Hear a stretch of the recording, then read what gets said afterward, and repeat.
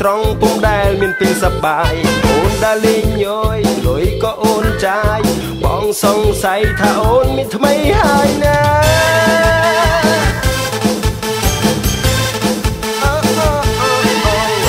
តាមអង្គវ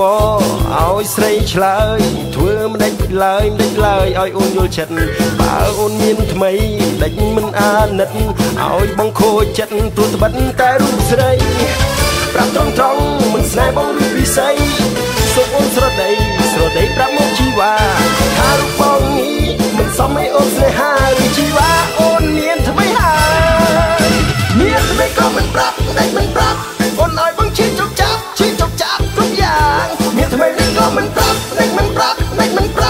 ឬអូនចង់ឲ្យបងស្លាប់តែម្នាក់ឯង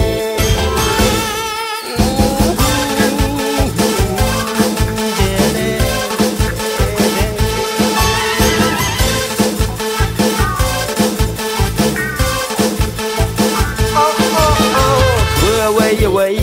គិតខ្ញុំគិត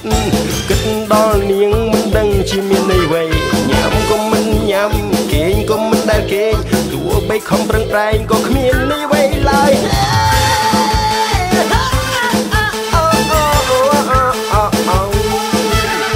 តាមអង្គវឲ្យស្រីឆ្លើយធ្វើមិនដេចឡើយឲ្យអូនយល់ចិត្តតើអូនមានថ្មីដេចមិនអាណិតឲ្យបងខូចចិត្តព្រោះត្បិតតែរូបស្រីប្រាប់ត្រង់មិនស្នេហ៍បងឬពិសីសូមអូនស្រដីប្រាប់មកជីវ៉ាថារូបបងនេះមិនសមឲ្យអូនស្នេហាឬជីវ៉ាអូនមានថ្មីហើយមានថ្មីក៏មិនប្រាប់ដេចមិនប្រាប់អូនឲ្យបងឈឺជោគចាប់គ្រប់យ៉ាងមានថ្មីនេះក៏មិនប្រាប់ដេចមិនប្រាប់ឬអូនចង់ឲ្យបងស្លាប់តែម្នាក់ឯង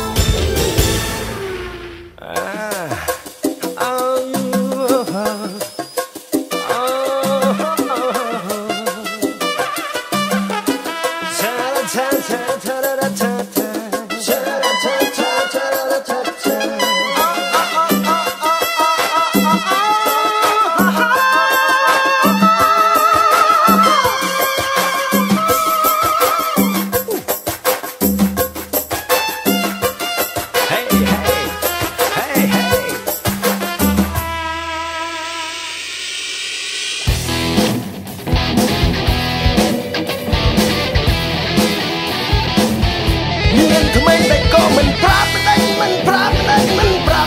អូនឲ្យបងឈឺជោគចាប់គ្រប់យ៉ាង